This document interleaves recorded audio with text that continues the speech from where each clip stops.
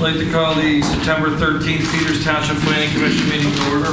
Roll call, Ed, please. Mr. Salepis will not be here tonight. Mr. Verlato? Here. Mr. Magrino? Here. Mr. Mills? Here. Mr. Wiley? Here. Mr. Smith? Here. Mr. Cartafilis? Here. Can I get a motion to approve the August 9th, 2018 regular meeting minutes? I'll move. Motion. I'll second. All in favor, say aye. Aye. Add any reports and correspondence? No. Site plan subdivisions filed for review? There's a few of them. Final plan, DeLello, Zedell. It's a re-subdivision between two residential properties. We have the site plan for the Confluence Office project. It's at the corner of East McMurray Road and Bebout Road. It's the current site of Just About Kids. They're proposing to tear that down and build a new building there. We have a new commercial site plan for the Zahalski Plaza. That's at Bebout and Valley Brook Road. We're going on Valley Brook at Bebout, the property to the left there that's vacant. We have the final plan for Hamlet Phase 7. That's off of Buckingham Drive and the Hamlet of Springdale plan of lots. And we have the plan tonight. The Westbury preliminary plan is being officially filed tonight. Great. Any changes to the agenda? No. Any audience comments on items not on the agenda? Moving on to new business, Planning Commission preview, Westbury preliminary master plan, Fair Drive, Churchill Road. Yeah, Environmentally Sound Enterprises LLC is here tonight, and they brought their consultants, their geotechnical consultant, their landscape architect, their civil engineer, and the representation from the proposed builders here tonight. And they're going to walk the Planning Commission through what they're proposing, as well as the audience. We're not here to take any action on this plan tonight. We're here to hear from the developer on their proposed new subdivision. We're here to hear audience comments, and we won't be taking any action tonight. Just real briefly, I want to say that the proposed plan is located in the southeast corner of Peters Township. It's the Hackett area of Peters Township. This area that they're proposing to develop is approximately 26 acres of land. It's all zoned village residential. I want to point out that village residential zoning district has been in place since the early 2000s. They're proposing 90-plus single-family lots. I want to point out that this is not the final configuration. I'll go into a little bit of specifics on that. And the proposed homes being built will be by NVR Inc., and they'll show you what they're proposing to build tonight. Just to orient everybody, the property that we're talking about this is Churchill Road. That's where their proposed main access will be. This is Barnett here. This is Taubman Way, and this is Venetia Road down here. So there's approximately 26 acres of land, zoned village residential, that they're proposing to do this village development on. They provided the township several pieces of documentation that we're currently reviewing. This is the existing survey, and it shows us who owns property around, where all the utilities are, where existing tie-ins to storm and sanitary sewer connections. There's some topography there. They provided the township a wetland delineation study. That's all indicated on here. They've done phase 1 environmental site assessment, which we have and we're reviewing. This is the area that they're proposing. There's acreage here that's owned by an individual, and the majority of property is here, and it's owned by another individual. They have under agreement a piece of property here, as well as some small pieces down here along Venetia Road. This is their proposed preliminary plan layout. I think they're proposing to develop in 2 phases. I won't go into a lot of detail here because that's why they're here tonight, and they're going to present us exactly what it is that they're proposing. I want to say that we've been reviewing all the plans. Our planning staff has been reviewing it. Our consulting engineers, gateway engineers, along with their geotechnical engineers, have provided written review comments to the applicant and developer, as well as Mr. Mudry. Mike Mudry's here from Traffic Planning and Design. So we've been looking at this for a month or so now, hard, and we have some comments, and those comments are all in the hands of the developer at this point. This is a graphic that TPD put together. It points out some traffic issues as well as signage, but I wanted to point this out because Barnett Street is located here. It's very narrow. It's hard for 2 cars to pass at one time on it, and it's really narrow where it intersects Venetia Road. So one of the proposals and ideas that we're thinking about here is making the stretch from Barnett, from Venetia Road to the new proposed intersection here, a one-way street. So and if we want to go into comments and more discussion on that, we can.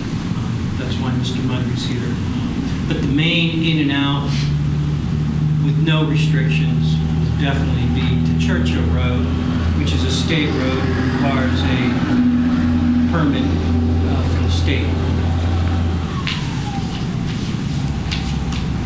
And that concludes my comments. I wanted to say something else. I need to think about it. Peters Creek Sanitary Authority's reviewing it. The Washington County Conservation District. So there's a lot of review occurring at this point in time.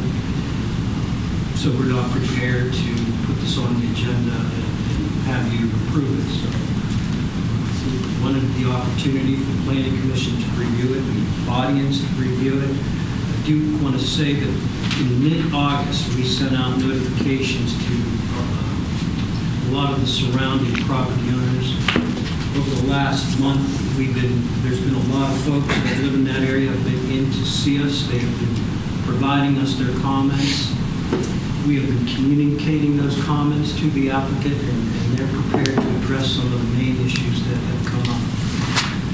You know, we're in an area of Peters that has shallow cover over the mines. There's a lot of concern with that, and that's why we asked the applicant to have their geotechnical engineer here tonight. So with that, I will turn it over to the applicant, and they will walk both the audience and the Planning Commission through this proposed new single-family residential development. Thank you. My name is Ann Murphy. I'm Environmentally Sound Enterprises. We are the applicant for this project, Westbury in Peters Township. The reason that Ryan came to us to look at doing this project is because it's a mined property, and that's our specialty. We've been exclusively, for the last 15 plus years, turning old coal mine, abandoned mine properties into residential developments. And so we're very versed in working on these distressed properties. And we feel that we've got something very nice here to bring to the township and to improve that area and bring new families into the area.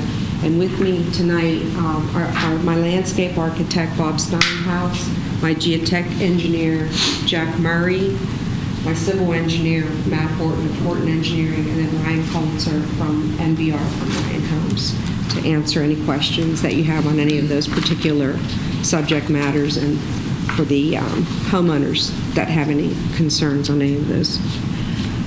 So what we have is, with this village residential zoning, is the creation of a neighborhood that has a bit of an urban feel, where you have the wide the sidewalks, the shallow setbacks, and homes that have a country, a village look to it, with green spaces throughout, playgrounds, and landscaping at the entrance and in the pond areas. And I'll let Bob address that a little bit later. But what we have are 91 homes at this time are shown on the plan, and we're still working with the township on some changes with regard to that. But if you flip to the next picture, you get an idea of that. You can work it. And there's a pointer to the next one. So,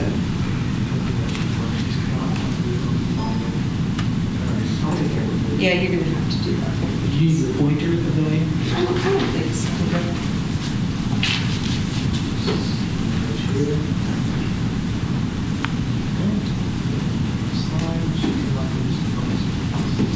This is an up-close drawing of the open space to create a setback. I don't know if you're familiar with Washington Landing in the city. They have that similar, when you go in there, it gives you a very urban, kind of close-knit community feel.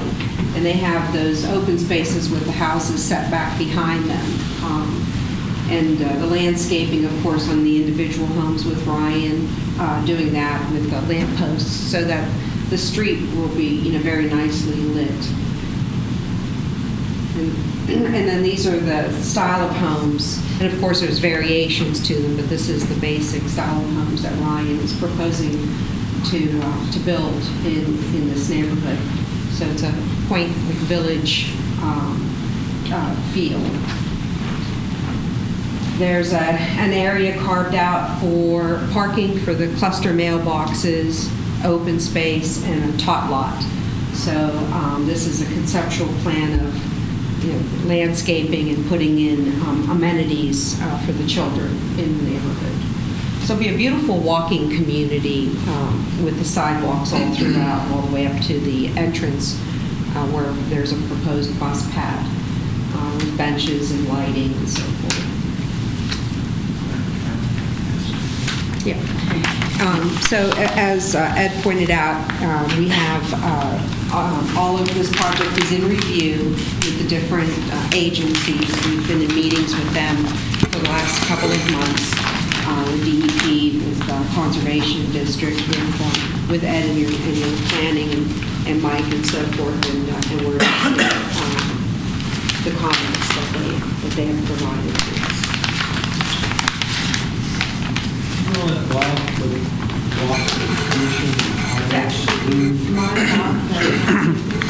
I do have a question for the developer. Yes. Regarding, you mentioned you have specific experience with development of mines. Yes. What type of legal framework is there? Obviously, there's an inherent risk with building over mines. Some of these are very shallow. Understanding the DEP's mine subsidence program, and you have individual home buyers buying these homes. Could you educate us about what type of, I don't want to necessarily say protection, but are we exacerbating the risk to the DEP's mine subsidence program? Do they have to review any of this? And how will the individual homeowners be educated about their potential risk versus being 30 feet covered or 60 feet covered, what have you? Jack, our geotechnical engineer, will propose what lots will require remediation. And so what we've done in the past when we're over shallow mining, less than 100 foot, and we have the Patriot Point, Washington Square, Della Strata plans in Jefferson Hills and South Park that have, now Washington Square and Patriot Point weren't all over the shallow mines. There were portions of it that were, but Della Strata was all over the shallow mine. So what we did there, which is what we would propose to do here, is that once Murray and Associates does delineation on the lots at risk, at the time construction, not construction stuff, but the building permit, we'll do exploratory drilling where the building pad is going to be. And at that point, they'll be there for inspections if it's determined that it's above solid coal.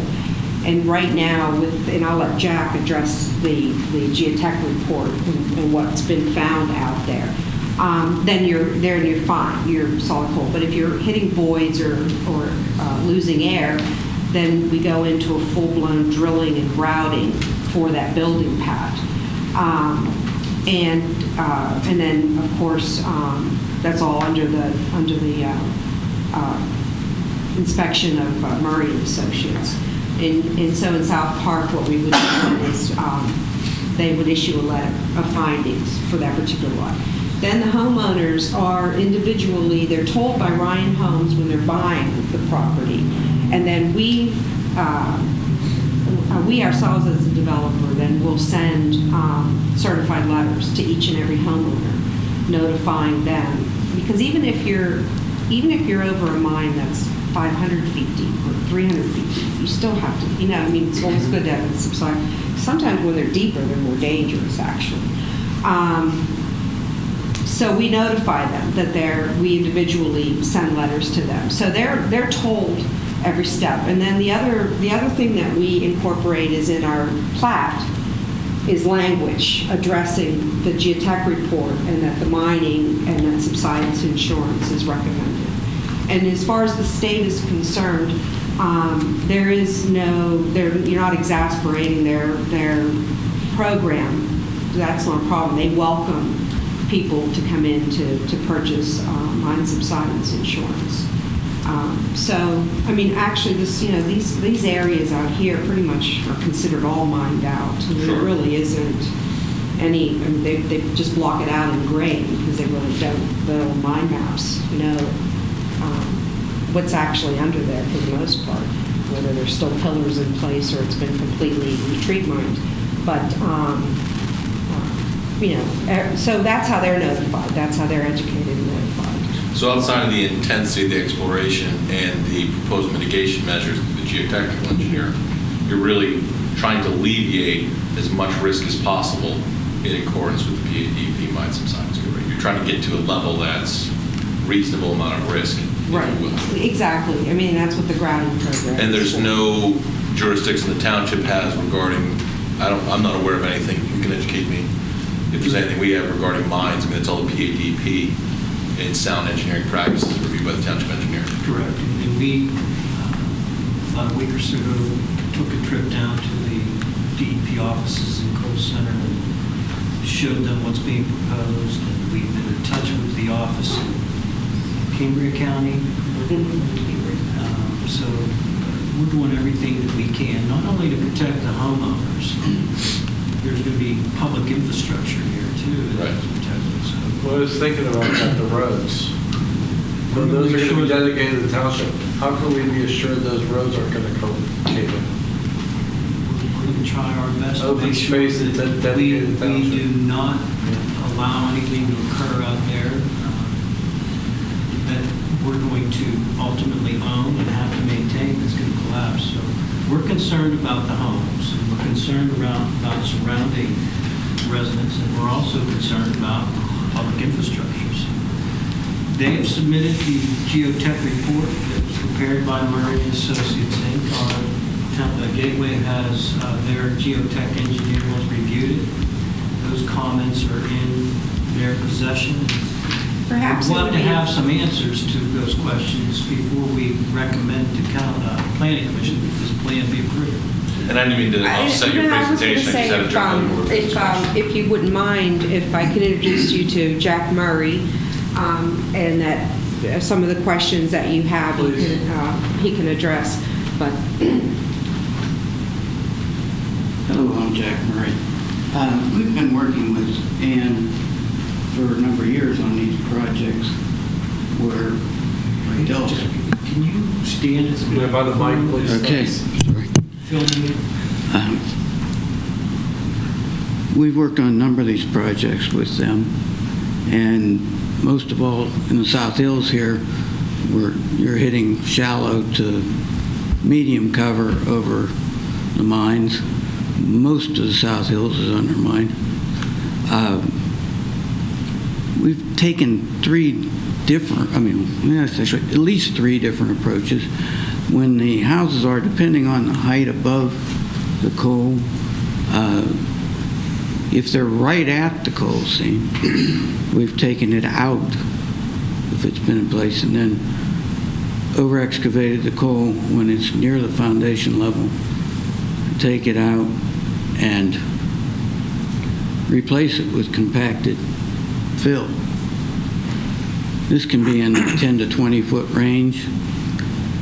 When you're within that range, the other thing at that level is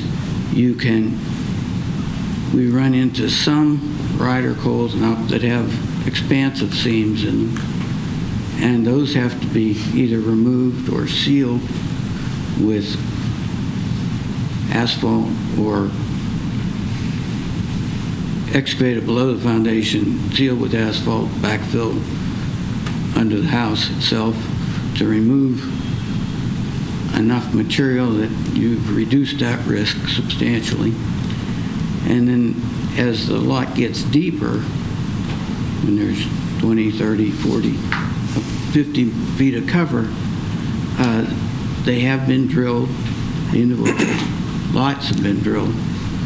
And what we're finding mostly is that there is a fair amount of collapse and solid coal in these older mines, more than we get in a modern mine. And we've grouted the house structures all on. Most of the time, they don't take a lot of material. Even though we're putting maybe 15 holes in at a house, they're not taking a lot of material. But we've never had a problem with subsidence in any of these developments that Ann talked about. But we do recommend getting subsidence insurance. And also, one of the other things, if we have questions about it, we have, and it's with Ryan also, used a grade beam reinforced foundation rather than a simple spread footing. Thicker reinforced footing that spreads the load out and reduces the risk to the structure. It doesn't eliminate it, but between the two things, depending on how high above the mine are, we haven't had any problems. We haven't had any subsidence, and they've continued to do this for a number of years under shallow to medium depth houses up to 50, 60, 70 feet above the mine. And the other thing we run into here is we're going to be near on the east side the crop line, and we're going to have to be careful about that. Now, there is a drain from that mine that I talked to Ed briefly about that's down south of the, just south of the development on Barnett Drive. Right in this area. Yeah, just right almost there, yeah. What's there? There's a mine drain that's 24-inch pipe that goes into sewer and into the to the east there.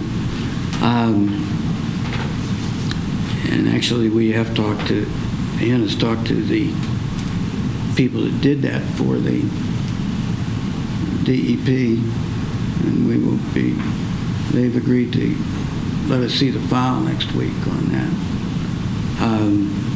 But this, based on the mine mapping and the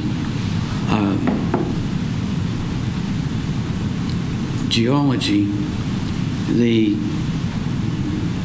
mine shows that the main tunnels in the mine went from southeast to northwest across the site, and they're 400 to 500 feet apart from the main hallways in the mine. And we have a nice thing here that we do have the dip is to the southeast in the geology. And there's an anticline, which is a high spot fold in the rock just to the northwest of the site, so that we don't have huge areas draining towards the site underground. This anticline is sort of a hump in the mine where, so we will be seeing about that, but they think that drain was from an entry at one point to the mine. Jack, you're talking about the drain down here. Yeah. We were trying to find out if it was a portal to the mine. That's where we had back in, let's say, the early 90s. 93. There was a blowout of the mine, and the water just came shooting out there, and I don't know if it was DEP, it might have been the federal. Office of Service Mine. They came in and piped it, and we inherited the pipes. There is it flows pretty good. Yes. So the township owes the drainage back into the mine, We own or just the outfall? just the outfall. And that, We're sure They there's had not geo- acid mine runoff? And I think it probably is acidic. right. I spoke to Bob Silvas at the Cambria office. Bob Go Silvas there. at the Cambria office, because I thought it was odd too. And he said that that's a normal practice for them, because instead of doing point source remediation, they do at a collector spot, so that these tributaries all come into a certain area and then they treat the water there. So obviously, that's not the only mine drainage going into that stream channel. Apparently, the stream channel was already filled with mine water, so that there wasn't an issue, I guess, of draining. But it drains right into the creek along Churchill Road. Yeah. There was a house coal, the people that lived in that house, I don't know who's in the house now, but they had a house coal mine in their basement. So they were actually mining the coal, that same coal seam, from the basement of their house. And what he remembered was that it was a gas issue originally, which was probably methane coming up into the house. And but he didn't remember offhand what caused but it's very possible that, after decades of doing a house coal mine, that you've gotten pretty close to the cribbing on the portal, and it weakened it. So he's pulled his files, he's called them up out of archives so we can look at it and see. But the good news for us, anyway, for anybody, is that that's taken all of the pressure, the water pressure out of that mine. So instead of that water being in there in the bathtub and under pressure, it flows. And as Jack pointed out, there's an anticline in there, so that the watershed of the mine itself, only a portion of it is flowing in this direction. The other is flowing in an opposite direction. The anticline creates a break in there. But the water flows through there, and so when the drilling took place for the geotech study, we didn't encounter any water. So the mine's draining. So we really don't see that as a realistic problem. How many borings did you do? 10. And 2 test pits, and they will do more. I mean, this is what we've done in the others. They're doing as the houses are built. They have their own drilling equipment for this purpose. The other thing is, on the upper left, that area is stripped. There will probably have to be some over excavation and backfill, proof rolling of the roads and everything before all that in that area. But there's 70, 80 feet between the coal seams, and that northwest area of the site over there, that's where the strip mine was. There's a ridge that comes out there, and that was the redstone coal was stripped. So Jack, just for everyone's edge, the cover here is, there's more cover there Yes, as opposed to down here, it gets shallow. Is that what you're telling us? where your pointer is down, where the new part of Barnett, down there, it's pretty shallow there, and it's shallow along the creek, there on the far side of Barnett. Shallow in this area of Barnett and down here? Well, actually, if you look at what we have on the crop, it's actually just beyond where the new paving starts there, down it, and then it's somewhere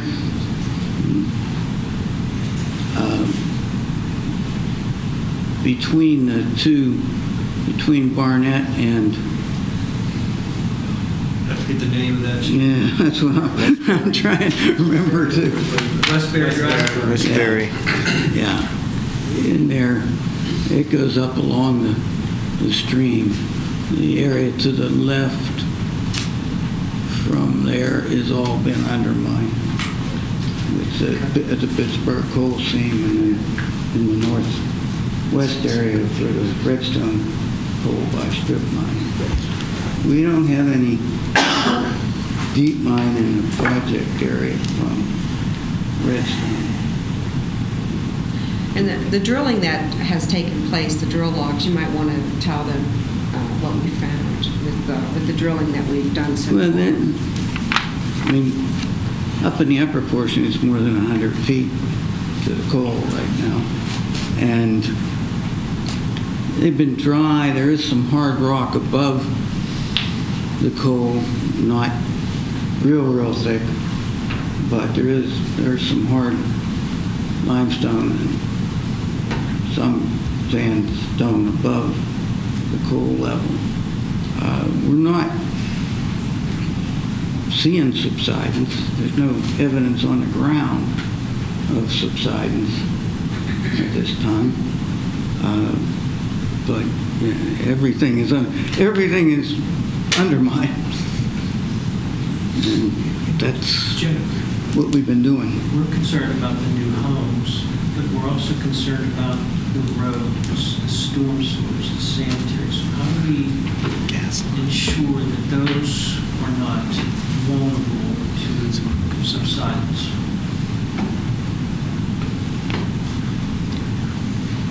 We haven't been doing the roads in the other developments.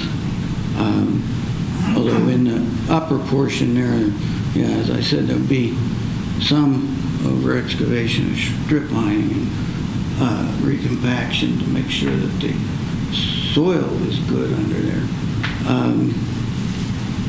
Well, in the areas where we have, like, new Westbury Drive and this part of Barnett, you're telling me there's shallow mines? It's relatively shallow on Barnett. How do we And it gets, ensure that- the rest of it's not as shallow.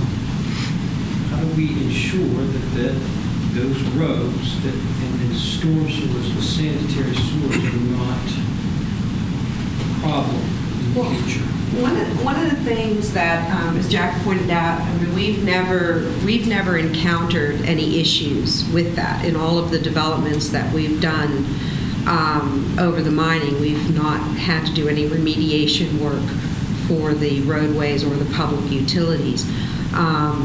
Typically, what Jack was pointing out, the roof, the hard stone that makes up the roof of this mine, and in many of the drill logs, it was solid coal. And there's a good chance that, which is what we found in South Park, was that there was a lot more coal left there than, because the mine maps, they assume everything is gone because they're old. But once you start drilling and you see what's physically down there, there was an awful lot of coal in place. So we really didn't have to grout as many home foundations as we had initially thought we would have to, doing the exploratory holes. And this will, as Jack pointed out, there'll be some additional drilling going on, but so far, we were really pleased with what we found out there. If everywhere we drilled, we were finding nothing but voids, that the whole thing had been mined out, and once it subsides on its own, then it's over, it's collapsed, it's finished. But in this case, we found mostly solid coal. And I would venture to guess that as we're down there by the crop, which was what Jack was talking about, they tend not to mine near that. And if the portal is up here on Barnett, as what we're right now almost certain that it is, then there was no mining, no deep mining below there. And so all we can do is just do more exploratory drilling. But we've not had any issues. And we have, first one's 160 houses. Second one is like 145 houses. And then 42 houses in South Park. So they're pretty extensive size developments. And the subsurface conditions are similar in Very- depth very with similar. exposure Yeah, and it doesn't change. Almost. So that's the one. And the other question I have is, so what's the zone of influence beneath, that's in consideration? What's your influence zone that you have to consider? Mostly, these are not real far apart. Mostly we're doing it just outside the houses and in the house area. And by the time if there's an area where, like along one side of the road, you get a fair amount along that road. We haven't done large areas. We have done individual houses and also, in some cases, put the foundation, the reinforced foundations. And, Okay, so that was the ground condition. So now also the layout of the development itself, are the houses in the other developments the same distance apart as these? Are these closer? Are these further these are a apart? little closer Yeah. than the ones that, like Washington Square, whoever. It's a little different zoning. Yeah, it's a And they're a little little bigger lots.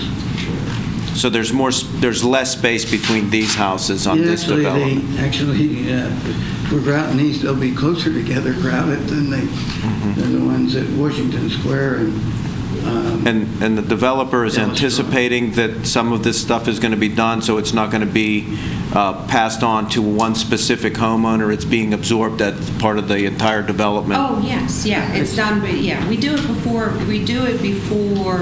The house the is built. house is built. Well, he was talking about grade beams and so on, so... Oh, but that's also part of Okay. the construction of the house. Yeah, I that's understand. it. Yeah, what's been done there is, yes, drilling at the individual house sites and filling those holes.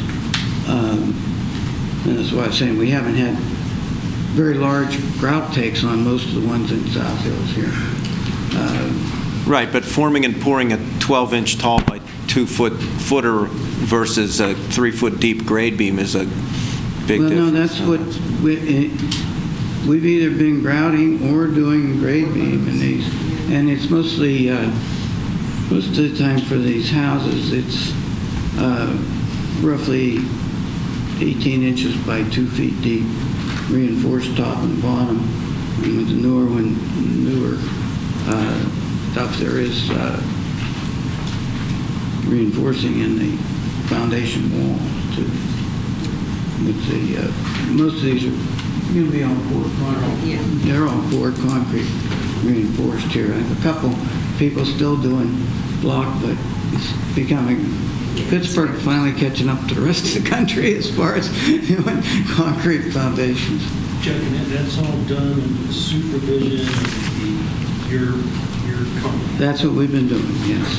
And, yeah, individual lots with Ryan, we just did several in the past several months at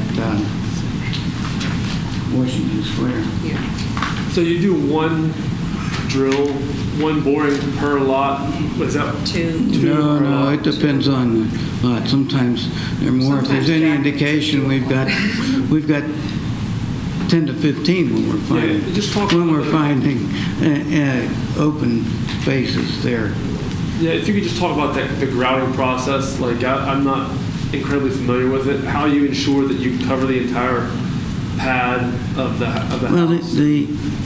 we're looking at a pattern generally on 15 to 20-foot centers, maybe a little less, depends on the size of the house. I think you might have anywhere from 12 to 16 holes for the house. They're gravity grouted. We're not pressure grouting this stuff because I don't want it running all over the world under there. And most of the time, like if you had a solid coal, we fill them too if we find it, but they're only a little bit part of a yard. And then sometimes you can get one that takes half a truck. They're pretty rare. We haven't had many that took as much as a truck. It's a diameter. Not in these South Hills. What diameter is the hole? About 8 inch. 6 to 8 inch. Gotcha. And it's an air. It's not a. It's an air rig with a rotary bit on it. Grouting means, can you just? It's a sand cement mix. We used to use fly ash. They don't let us use it anymore without special preparation.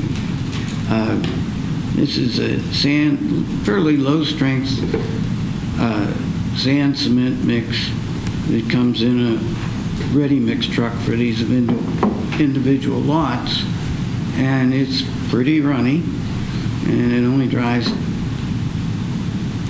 like I forget it's in the report, but 700 or 1,000 pounds per square inch is all it.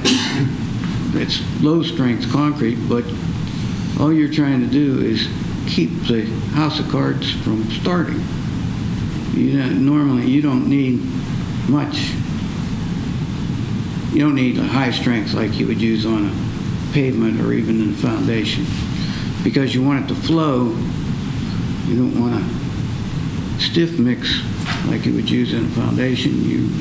It's sort of tomato soupy. So it's like a slurry. Yes. And it's not like, it doesn't set up like a pile, like you have a set of pin piles or something like that where you have a field of piles. No, that was popular. People were trying that years ago. It doesn't work very well unless you have open rooms and really, really fancy equipment.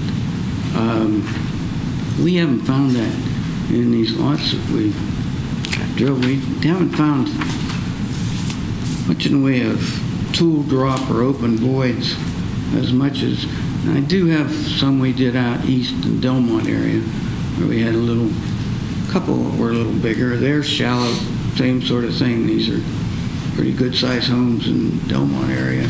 Different developers, same procedure, and they've used that, and they're a little bigger than these houses. And procedure-wise here, I mean, our engineers are gonna do an analysis on and come back to their engineers on recommendations for this. Is that correct? Gateway and Yes. geotech? Yes. Jax has our We have the review. He needs to address those. And we'll have Gateway look at the new report that he submits to us. We're going to do everything we can to make sure that everyone's protected, including township infrastructure.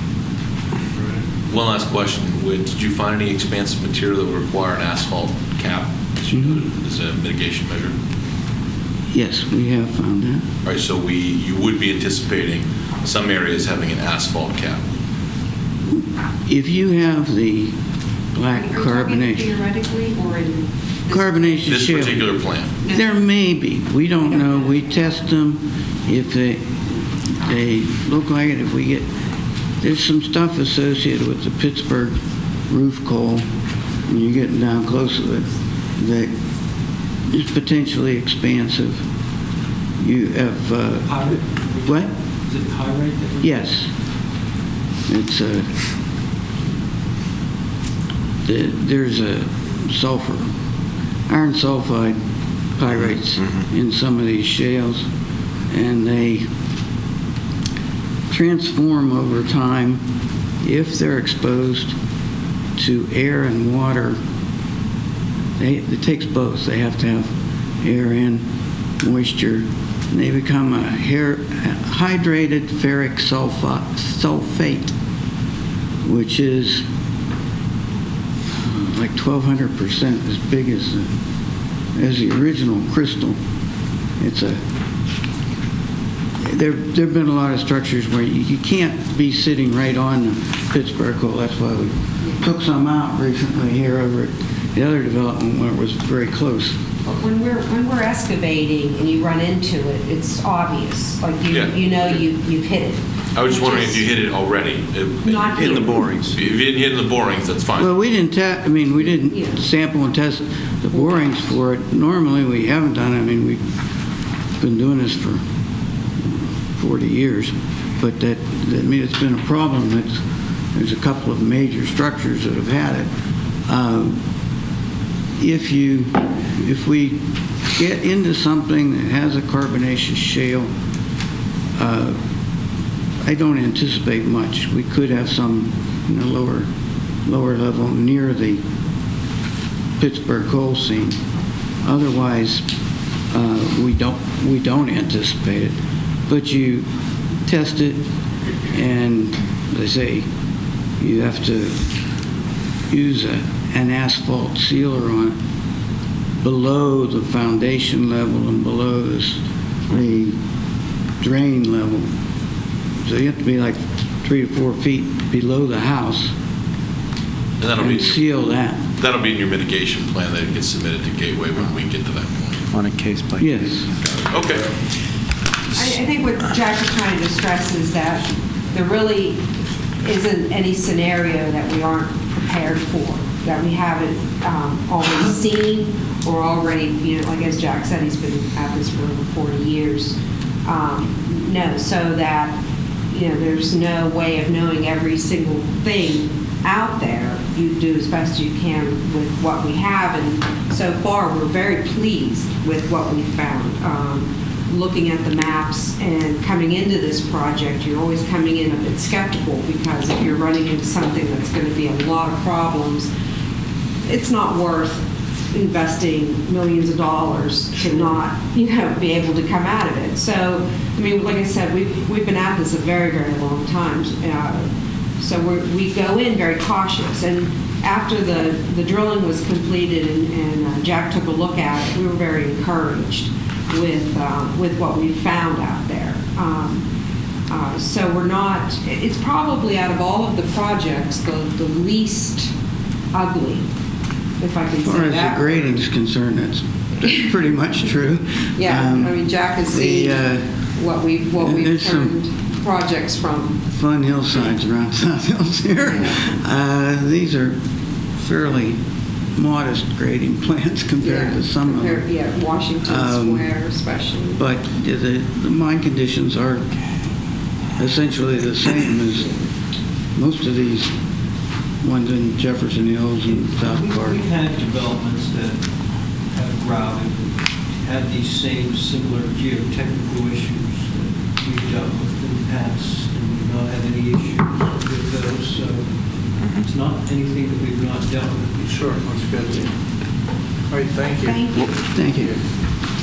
I have one last question, just without the technical stuff. So when you look back at the development, this is sidewalk on both sides and stuff like that. What's do we have a? We haven't had a thorough walkthrough of what you're proposing. Right. Stormwater and setbacks and all that.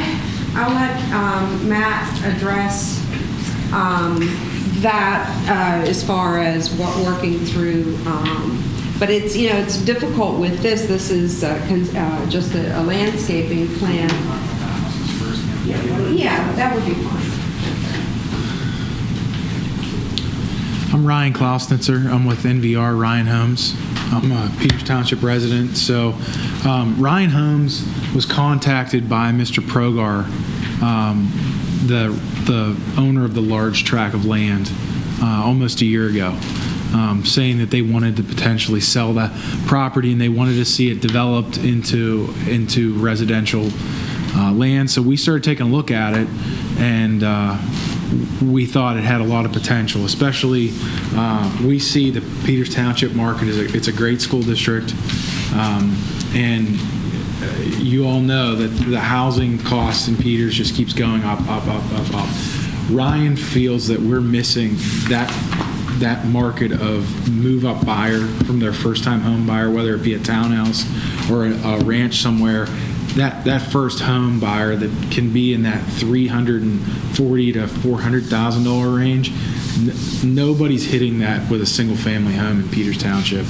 And we feel that market is totally missed, and we want to capitalize on it, especially with the new schools coming in here and how good the school district is. So we really took a hard look at it, and that's when we brought in Ann and Tim because of their experience with mining, and that's how we ended up where we are today. So what you're seeing is what we're proposing. It's our Ryan Home Renaissance plan of homes. They would be all 2-car garages. They would range from like 2,200 square feet to about 3,300 square feet, and they would start with options in that range. They would start lower, but you're going to see the end sale prices around that 340 to 375, 380 range is where we see houses coming in. As Ann mentioned, she'll get into the details, but what we propose, this is a new line that Ryan just came out with. We had our traditional Renaissance plans before, and they always had a morning room option on the back, and everybody always opted for that. So this year they came out with a whole new lineup of homes. That's what we're going to propose here. It's the Columbia, the Hudson, and it's these homes where the morning room is actually incorporated into the floor plan. So we call it the lifestyle cycle. So the kitchen, the family room, the dining room, it's all a nice big open space. So we've started building these down in the Virginia market where NVR's headquarters, and they've just been really well received. And I've personally toured all of the models. Craftsman style homes, you'll see, you see the shutters on the homes and the variations of the sidings that go vertical and the shake sidings and trim. Similar if you all live in this area, obviously, you drive down West McMurray Road. We just did the Enclave that's right across from the old Mariante Market where 79 and Morganza. Those are townhouses, but they have that craftsman style to them. So if you see the color schemes in there.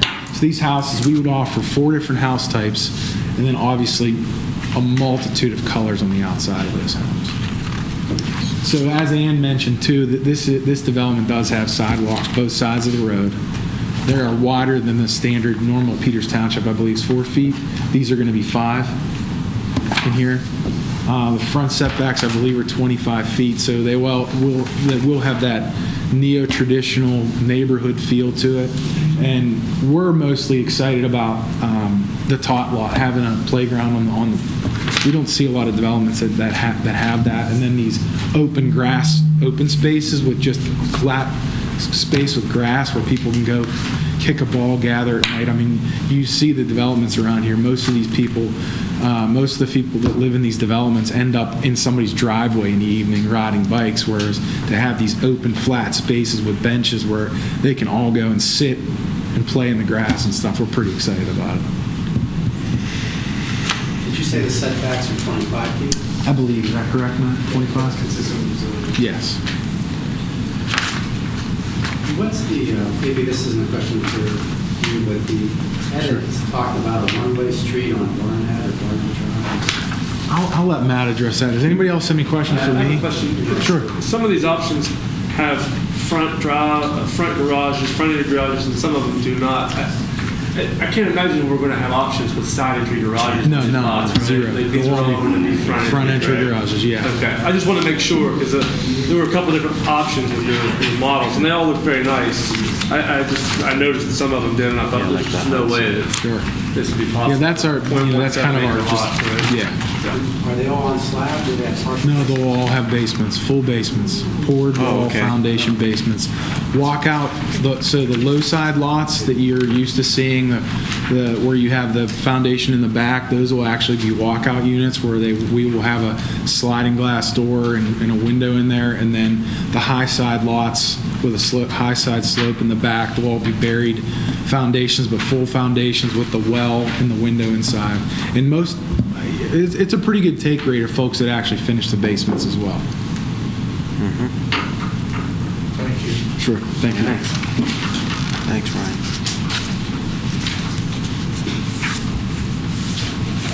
I'm Matt Horton Engineering. We've submitted the design plans as well as the stormwater plans and reports for this application. Just to touch on a few of the items and carry on with what Ryan was talking about, he's correct that the sidewalks are proposed here to create a little more walking space in this plan, consistent with the intent of your zoning code. In addition, the lots are a little bit smaller, and the houses are all closer together. The setbacks closer to the road, but that includes a generous portion of open space as well, intended really to create that central area for congregation in the community. We've also had some extensive conversation in some of our earlier planning meetings talking about making sure that we have good access for children in the area to the bus for pickup in the morning or drop off in the afternoons, as well as a pedestrian pathway to that from where much of the housing is going to be located. In terms of stormwater management, there's 2 stormwater parcels and ponds that are proposed for this project. Is it all right if I walk over and point on here? Is that okay for everyone? Okay. Use that laser pointer on top. Both of these basins are intended to infiltrate the stormwater runoff consistent with the DEP requirements. And let me make sure I hit the right button here. There we go. The first basin is going to be located down near Churchill Road on the low side of the property. The second basin adjacent to Telban Way. Both of these ponds are designed to control over the 100-year storm, and they'll have emergency structures as well in the event there's any sort of blockages. Well, the pond by Churchill Road is going to outlet to the existing stream channel. The pond on Telban Way is going to outlet to infrastructure that's already located in that area. Similarly, the existing sewers in the area are going to be tied into in 2 chief locations, one on Talban Way, and then additionally to an existing manhole right adjacent to the site.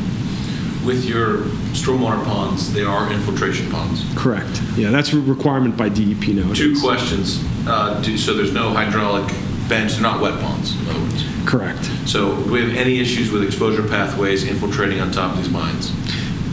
Not that we're aware of. The intent is that those basins will infiltrate down in the groundwater. Any water that does make its way down into the mines is already being drained out of the mine by the existing drainage that the municipality has put in place. I don't know if we're exacerbating any type of acidic drainage by having infiltration basins above the mine. That would be my question. Mm-hmm. Not sure that's regulated by township code, but that's a question. Mm-hmm. Next, are you counting that for open space? The areas around the ponds are. I don't think that the wet perimeter is. So everywhere that you see open space along the stream channel, the ponds, the area that make up the ponds, because it will all be landscaped. Okay. And Bob will address that. The intent of the final look of all of these areas with that. But yes, we have the green space that's central to the community, that's accessible through walking, as well as going down to Churchill Road. As Matt pointed out, there's a proposed bus pad down there, and there'll be a park area where that pond on Churchill Road is, so that you have a nice spot right in there as well. And then on the back end, so that the homeowners that are in the neighborhood, existing neighborhood, when they are, and Bob will address this more thoroughly, they'll be looking at landscaping, a hillside and landscaping. So the pond is not open space? Yes, it's part of the open space. I believe it's considered inside of the calculation. Typically, if there's a consistently wet area, it's not. But if there's a green, dry component like in an infiltration basin, the areas that are considered for open space for this include the portion of the property abutting Churchill Road, the areas within the traffic circles, the area surrounding the tot lot, and as well as a parcel, an adjacent parcel that's being utilized to bring infrastructure up to serve the site. That entire lot is We may going to want to check remain the code. I'm space. not sure in this particular district if the code allows ponds to Ponds be considered cannot open be counted space. as open space. And one of the review issues that we're struggling with and working with them is the amount of open space and recreational space. We're still not 100% comfortable with exactly what's being proposed. I think ponds. We're going to work through that. Well, that's ponds certainly have an something we will ability look into. To be yeah. counted as open space, possibly if they're wet ponds, the hydraulic bench have, Right. provide some type of amenity space other than just, a depression that will get wet when it rains. Okay, sure, yeah, and I don't see that being the intent of the application. They really want to make those basins amenities, as you said. You'll see an extensive amount of landscaping proposed. That's why they brought one of the consultants who specializes in that. Well, I think our engineers will give you a calculation and determine for you. Yeah, absolutely. We'll make sure that if there is a question asked to that calculation, that we can go through that together in the correspondence we've been providing already. Correct.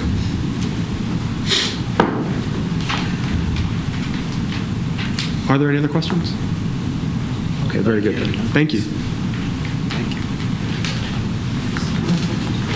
And what's the next step with this? Is there a couple meetings from now they'll come in for approval?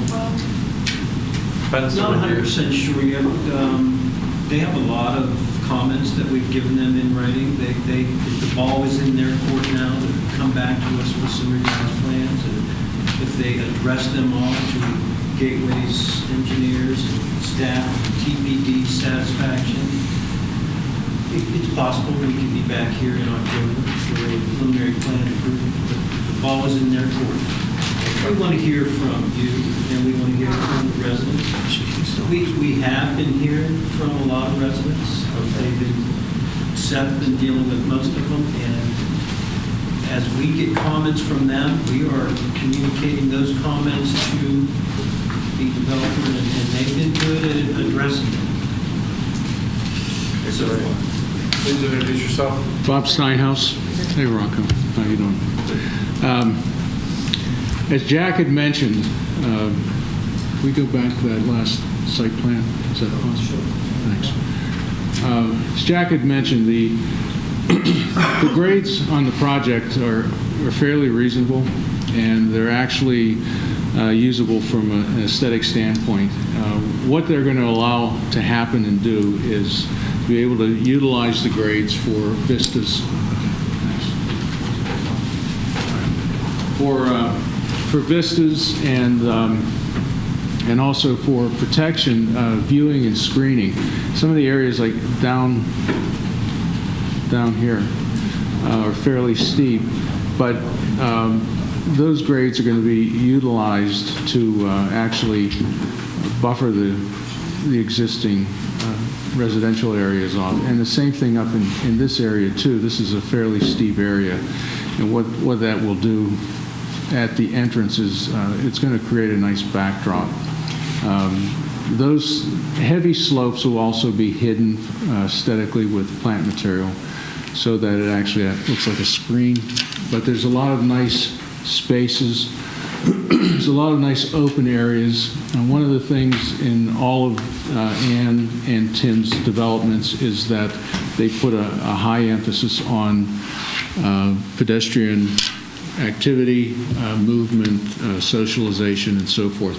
And this plan is somewhat similar to some of the others that they've done. The wide sidewalks and so forth have really changed a lot of the emphasis from heading to the park to actually socializing, going up and down the street, which most people do, and I'm sure you've seen in some of the new developments that that's exactly what happens. The sidewalks are great. There's a lot of activity going up and down the sidewalks, and it also gives a park-like type of setting with the landscape that we're going to be promoting and installing. As far as specific plant material, there's no list at this point, but the advantages to the open space and the ponds, we'll be using those with appropriate plant material. wetlands material, that type of thing, wildflower mixes and so forth. This is not going to be buy one plant, put it in. These will be various plant lists of evergreen mixes, deciduous mixes. And I don't know, do you have a list of, okay, all right.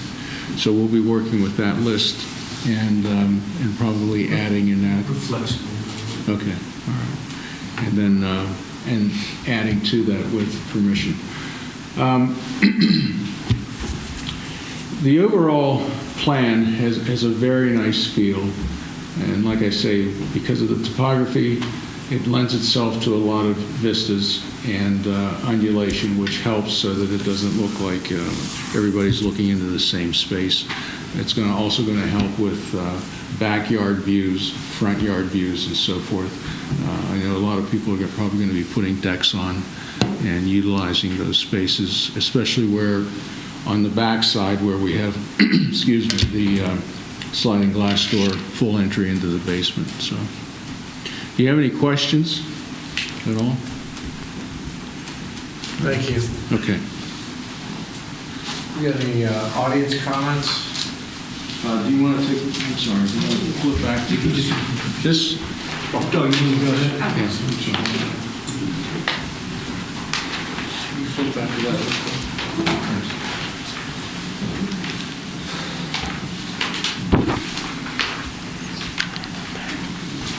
So this is going to be very similar to the style of entry. It's a medieval type look. It's a stone pillar.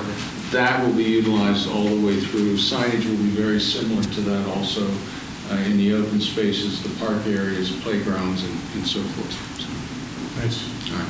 Thank you. Please come up, sir, introduce yourself.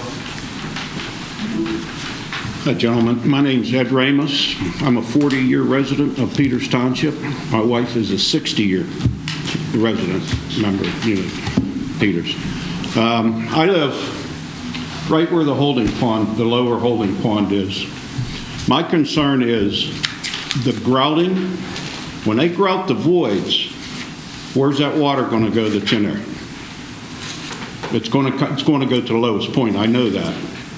But years ago, when that washout occurred down on Barnett Street, my memory isn't the same as what's in the records here. That mine was on fire. Montour 4 mine was on fire, and they poured water into it to put the fire out. And it was leaking. Everybody's basements in Hackett was leaking. A lot of water coming in. The man was down there with a backhoe putting in a French drain when he knocked out the side of the sidewall. And that's what occurred. That's why the whole rush of water washed out half of Hackett. That's the low point from Hackett all the way to 84. That's the low point. One way or the other, that's the low point. That water has to go somewhere. When you start grouting, you're going to shore, of course. You're going to shore it up. But that water that's in there has to go somewhere. It's got to go somewhere. That's my concern. I looked at those plans where the proposed tie-in to the storm sewer on Venetia Road, it crosses the road into a resident's property. This resident bought a catch basin and piped it, the catch basin, from where it comes across the road down to the railroad tracks. It empties at the railroad tracks. I walked down there the other day in the rain. It was that far from the top. So it's maxed out already.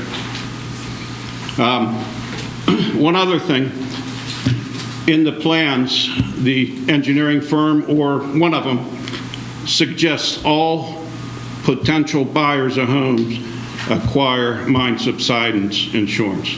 They know they're going to build on something that's going to subside.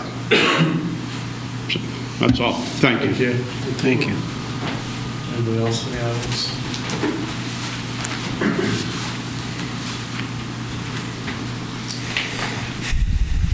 My name's Tom Lovell. I'm at 113 Mervyn Drive. I, like Ed, have also been there many years, 30. I was there when that mine blew out. My house is 2 doors over from where when they opened that up, it went down through, blew guy's garage completely off the foundation, flooded all the houses out, tore out sheds, all the way down through there when that mine was opened up by the contractor there doing the work. That mine, that water was, and you can talk to some of the public works guys over there because they were involved in it. The saturation in the yards around our homes there was so bad you could take a digging bar and just push it straight down into the ground. They opened it up, they relieved it. We haven't had any water since it. It's also my understanding that, and I'm quite familiar with a lot of this stuff since I've been in public works for the last 30 years of my life. With all this mine, or the shallow mines going on back there, they dug right behind my house. The mines are very shallow. A lot of them, when they were doing the work on this piping up here, the people from the mining company told us that they didn't even know where the mines were because of the how old they were and the lacking of mapping back then. It's my understanding now that the DEP recommends that you grout those mines 100%. So if in a development like this with 91 houses, how are you going to spot grout here and there? Like Ed said, how are you going to save the roads? Think about this. 91 houses on 26 acres. Do the math on how big the lots are. About as big as this table. I mean, at least cut us a break down there on the size of the lots. I mean, we can't, if you take the roads out and the nice green spaces that they talk about and the playgrounds that they show you and the idea that you're thinking that this is going to be a park setting, this is going to be more like a city setting, in my opinion, because these houses are going to be, almost touchable with the lot size. I mean, I kind of did the math. 26 acres, 91 houses, it's 0.29 houses per acre. That's without taking out a road, a sidewalk, a storm pond, a green space. That's if you just squared the lots up on that 26 acres and started putting houses in. That whole area down there is just terrible and undermining. I mean, if the DEP recommends to the township that property is grouted from one end to the other, okay, and it doesn't get that way, then the township is liable for it because they know that what the problem was, and they know what the DEP recommended in that situation. So I also have some other issues with some of the other stuff. The pond that you talk about down in front of Ed's house, that's an infiltration pond.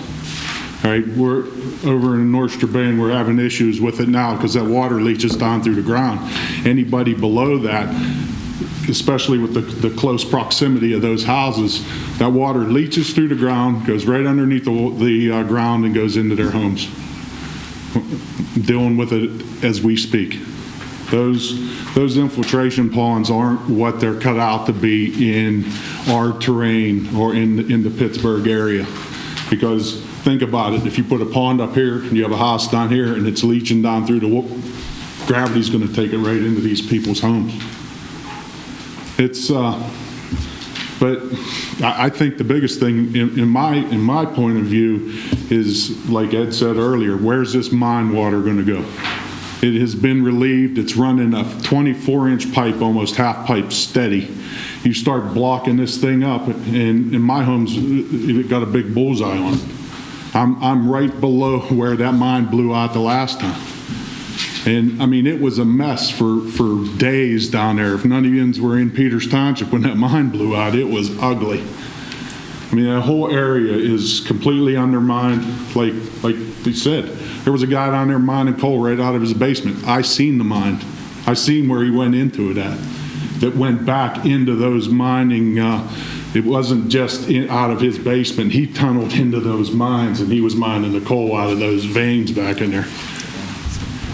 You So- said you live on Mervyn? Yes. Ed, when you showed us where the blowout, or where the drain is, the current drain is, I thought you said, showed on, that's Barnett, right? Here's where the blowout was, and That's my house, yeah. Mr. Okay, Tony okay, lives here. okay. I mean, and that's all downhill from, those mines are, at my upper window of my house, the back windows of my house, I understand development. I deal with it on a daily basis, and I get it. But, with all these issues, and then throwing us 91 houses on a postage stamp of property, where is that in conjunction with the rest of the stuff? And I know we got thrown into this village zoning stuff that, it was portrayed to us as a different thing back then, other than, oh yeah, you can put 100 houses on a small piece of property. But, I just don't think that many houses in that little piece of property is good for our community down there. We got, down at Peters Creek down there at the township line where Railroad Street is, the flooding that's going on down there now. And I get the idea, we're going to put a retention pond in, it's going to help that. Well, it's not going to help it with 91 houses and 26 acres, because that water goes into that pond, it got to go out. So it's going to hit them streams down there even quicker and harder than what it is now. And, at the end of Railroad Street, those people down there are getting hammered. The Lennox greenhouse is, most of the time it gets rain, he gets pounded on, and we're just going to dump all that much more water into that Peters Creek watershed. I think with the mine issues, the drainage from the mine issues, the amount of houses, the flooding issues that we have down there, it's just not good for us down there, at least make it the 3/4 of an acre per house lot that it is in the rest of Peters Township. And maybe I don't know, I'm asking this question, is there not a masonry amount for the homes in the township? Or is that not in that area? Not in any area. No, we don't have to have an amount of masonry on a house? No, not in any zone. Okay. Just one follow-up. This zoning district, this village residential zoning district is trying to mirror what's there already. The lots that are being proposed in Westbury are the same size lots that the homes in Hackett sit on currently. Well, not on mine, by the way. My home sits on about 1 3/4 acres. So, one of the rare units there. I disagree with, at least on my street, that is not the case. The way that the lots were laid out originally, they were small lots, but they were not sold off as small lots. They were, like everybody down there, his property is sold in like 4 lot increments. It's not, it's not one per lot. But, this village zoning was given to us as all, we're going to try to, make the main street of Hackett, maybe put shops in, or maybe make it easier for the residents to put an addition on or fix their homes up. That's how it was kind of billed to us, not throw in a development on 26 acres and put 91 houses on it. Honestly, go home tonight and do the math, and then take out the roads and the green space and the parks and everything that they show. And I'll tell you right now, I was involved in Jefferson Hills and their developments. That mining situation up behind us is not the same as it is over in Washington Square and Patriot Point. It is not even close. There was no mines down in Patriot Point that were 12 feet under the ground, where people were digging right out of their foundations into the mine. Didn't happen in Jefferson Hills. Thank you. Thank you.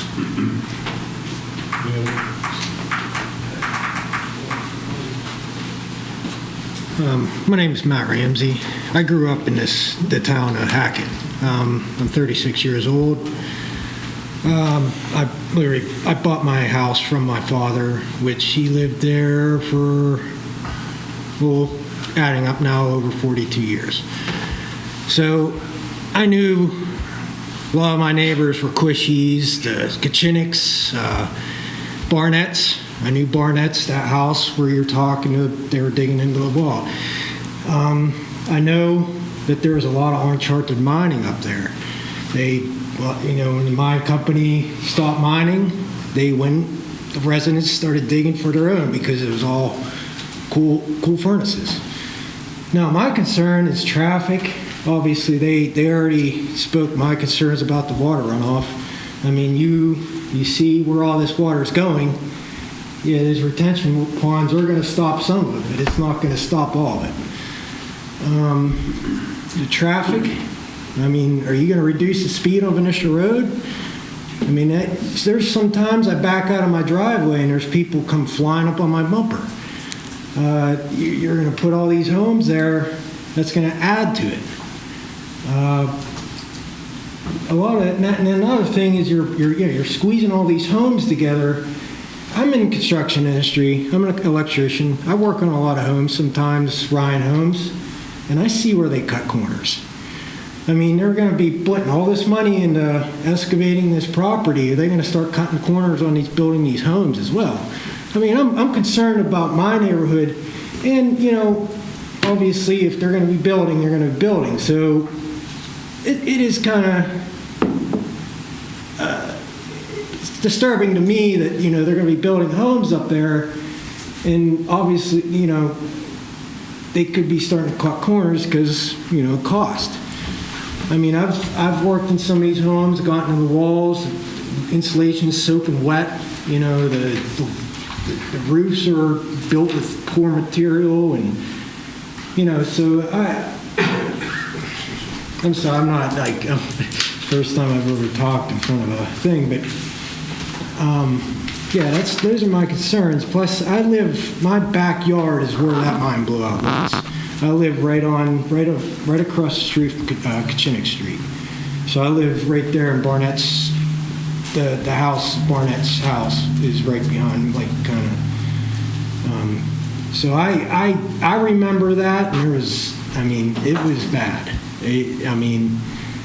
My old neighbor Charlie Mesner, he passed away years ago, but he used to tell my father about the woods back there. Those woods mean a lot to me.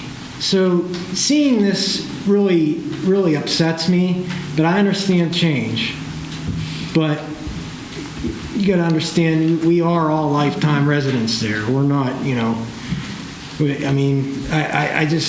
just seems like we're the forgotten part of Peters Township. And I really hope we're not going to be looked over with this development. I get the change, but it's just, you got to look at a lot of different things that, the current residents are concerned about. So I hope, you look at this plan more and maybe see different options of how this is done. Thank you. Yep. Thank you. Thank you. Anyone else?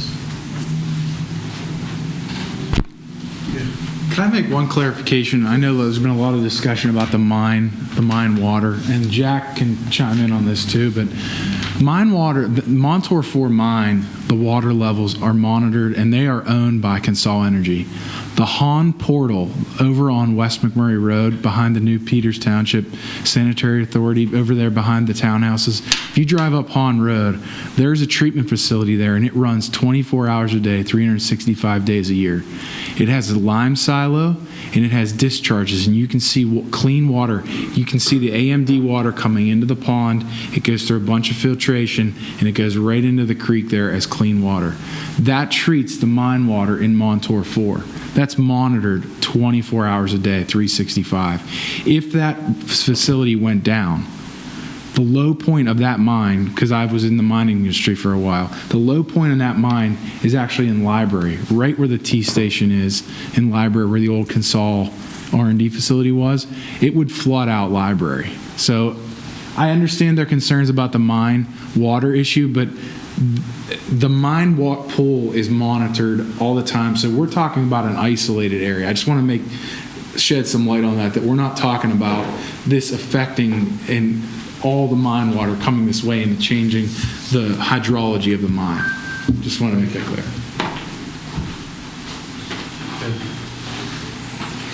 Anything else, sir? Well, I guess we'll see, and residents, hopefully you'll be notified if they come back again. They're going to meet the township's engineers' letters. And so this is just a review today. There's no vote or no action being taken. Anything else, sir? I just want to say that, we hear all those comments, and we're going to incorporate those into our final recommendations to managers. Okay. Meeting adjourned.